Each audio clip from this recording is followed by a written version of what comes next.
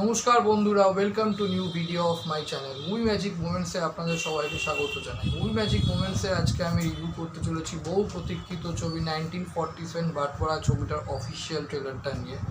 তো দেশভাগের মতো এক ঐতিহাসিক ও আবেগঘন বিষয়কে নিয়ে এই সিনেমাটায় কীরকমভাবে তুলে ধরা হয়েছে এই অফিসিয়াল ট্রেলারটাতে, সে ব্যাপারেই কথা বলবো আজকের এই ভিডিওতে। তো চলুন ভিডিওটা আরম্ভ। 1947 সালে ভারত স্বাধীনের সময় কীরকম অবস্থা ছিল এবং সেই সময়কার পরিস্থিতি, ভয়, অনিশ্চয়তা, লক্ষ লক্ষ মানুষের জীবনধারা বদলে গেছিলো এবং নিজের পরিবারের সাথে থাকার জন্য বা নিজের পরিবারের সাথে যাতে না আলাদা হতে পারে এবং তার সাথে একটা ইমোশনাল অ্যাঙ্গেল, এই সব কিছুই দেখানো হয়েছে 1947 বাটপড়া অফিসিয়াল ছবি ট্রেলারটাতে। এটা 14 আগস্ট রিলিজ করছে সানি দেওলের ছবিটা।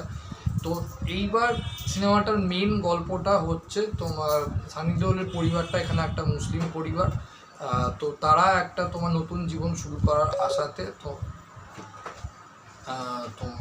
একটা সরকার থেকে একটা প্রপার্টি তাদের দেখে দেয় থাকার জন্য এবং সেখানে এসে ওঠে এবং তারপর ওখানে একজন যেটা সাবানা পাঠ করছে একজন বৃদ্ধ ক্যারেক্টার, তো সে হিন্দু ধর্মে, তো সে ওখানে অলরেডি থাকে। এইবার কি হচ্ছে সমস্যাটা, ওরা তখন সেটা জানতো না যে এরকম একজন হিন্দু বৃদ্ধ মহিলা ওখানে অলরেডি থাকছে, তো তাকে চলে যেতে বলে, তো সে যায় না। এই হচ্ছে তো সেখানে এবার সমস্যাটা কী হয় যে তো একটা মুসলিমের সাথে কীভাবে হিন্দু থাকবে। তো এবার ধর্ম, রাজনীতি এবং সব দিকে একটা ঝামেলা অশান্তি নিয়ে আলটিমেট কি হয় এবং সেই শাবানা আজমি ক্যারেক্টার ঠিকঠাক জাস্টিস দিতে পারবে কি পারবে না, এইটা হচ্ছে মেন গল্পের মেন অ্যাট্রাকশন। তো এবার তারপরে এর সাথে একটা পার্টিশানের ব্যাকড্রপ আছে, হিন্দু মুসলিম অ্যাঙ্গেল আছে, ভারত পাকিস্তানের মধ্যে একই ঝামেলা অশান্তি।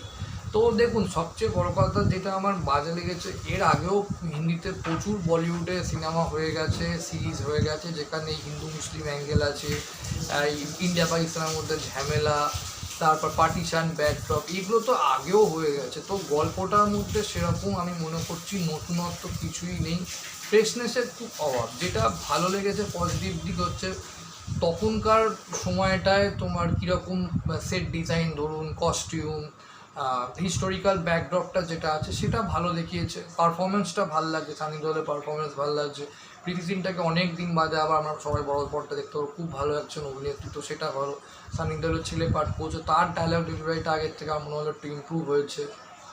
তো বেশ কিছু ডায়লগ আছে যেগুলো ভালো, যে মাকে নিয়ে হিন্দু মুসলিম কোনো কিছু হয় না, ইন্ডিয়া পাকিস্তান হয় না, মাই হয়, তো সেটাকে নিয়ে এই বাটওয়ারা জিনিসটা করবেন না। তো ডায়লগগুলো বেশ ভালো। তারপর ওর সানি দেওলের ছেলে যেটা ডায়লগটা যখন বলছে, কেন ছেলে ক্যারেক্টারই করছে যে বাবা যদি মাথা গরম হয়ে যায় তাহলে তার একদম ভূমিকম্প হয়ে যায়। তো ঠিক আছে, এই জিনিসগুলো আমি ডায়লগগুলো খুব একটা খারাপ না, বেশ কিছু পাওয়ারফুল ডায়লগ রয়েছে যেগুলো ভালো, ব্যাকগ্রাউন্ড স্কোরটা ভালো, আর ইন্টেন্সিটি বাড়াতে সাহায্য করে, একটা ইমোশনাল অ্যাঙ্গেল শাবানা আজমি ক্যারেক্টারটা রয়েছে। এইবার যেটা মেন সমস্যা, যে ওই পেছনে লেগে যাচ্ছে, যেহেতু ওই হিন্দু মহিলার সাথে একটা ইমোশনাল অ্যাঙ্গেল এবং ইমোশনাল সম্পর্ক গড়ে উঠছে, সেই জন্য এবার সবাই মিলে ওকে বাড়ির থেকে পাকিস্তানিরা এসে ওকে ওই বাড়ির থেকে বার করার চেষ্টা করছে, মুসলিমদের যারা নেগেটিভ যে লোকটা পাঠ করছে, ও ভুলেও পাঠ করেছিল, আমার মনে আছে যে জয়ের পাঠটা, নামটা জানি না। তো সেখানে এবার সানি দেওলের ক্যারেক্টারটার সঙ্গে ঝামেলা অশান্তি লাগছে বা ও একাই জাস্টিস দেওয়ার চেষ্টা করছে, কিন্তু এই রিপিটেটিভ জিনিসটা কেন, সেটাই আমার বাজে লাগে, যে একই হিন্দু মুসলিম অ্যাঙ্গেল, একই ওই ইন্ডিয়া পাকিস্তান, এগুলো বড্ড রিপিটেটিভ হয়ে গেছে। সানি দেওল তো গাদার 2তেও ওই একই জিনিস বলতে হয়েছিল, জাস্ট ও ইন্ডিয়া থেকেও ছেলেকে এনেছিল, আর ওখানে যেহেতু মুসলিম আমি সবাইটা পাকিস্তানি ছিল বলে সেটা একটা গাদারে ফার্স্ট পার্ট ছিল। তো এই জিনিসগুলো আমি বলবো খুব রিপিটেটিভ হয়ে গেছে, যেটা আমার একদম ভালো লাগেনি।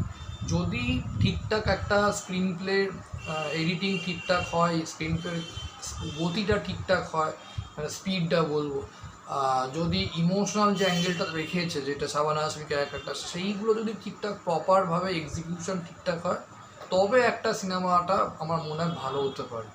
যেগুলো পজিটিভ দিক ঠিক আছে, হ্যাঁ, powerful performance, powerful dialogue, historical background ভালো, যে ইমোশনাল দিকটা আছে সেটাও খারাপ না, এবং ব্যাকগ্রাউন্ড মিউজিকটা তো খুবই ভালো বলবো, কিন্তু বেসিক যে স্টোরি লাইনটা সেটা তো কোনো ইউনিকনেস নেই, কনসেপ্টটা তো সেই একই একেবারে হিন্দু মুসলিম অ্যাঙ্গেল আর ওই পার্টিশন ব্যাকড্রপ অ্যান্ড দেন তারপর সমস্যা, তারপর ওই ক্যারেক্টারটাকে কেউ জাস্টিস দিচ্ছে। এইগুলো থেকে একটু বেরিয়ে আমি বলবো ভারত স্বাধীনের সময় বইটা বেরোচ্ছে ঠিকঠাক টাইম, ভালো 14 আগস্ট বেরোচ্ছে, কিন্তু যদি অন্য কিছু করা যেত যেটার মধ্যে একটা ইমোশনাল ব্যাপারও থাকতো, ইন্ডিপেন্ডেন্সের ব্যাকড্রপ থাকতো, আবার এই হিন্দু মুসলিমের অ্যাঙ্গেলটা না আনলে আমি বলবো ভালো হতো বলবো। তো এই হচ্ছে, আর যদি হিন্দু মুসলিম অ্যাঙ্গেল আনতেও হয় সেটার মধ্যে নতুনত্ব কিছু আনো, সেম জিনিস কেন রিপিটেটিভ বারবার হচ্ছে, তো সেটা আমার একদমই ভালো লাগে।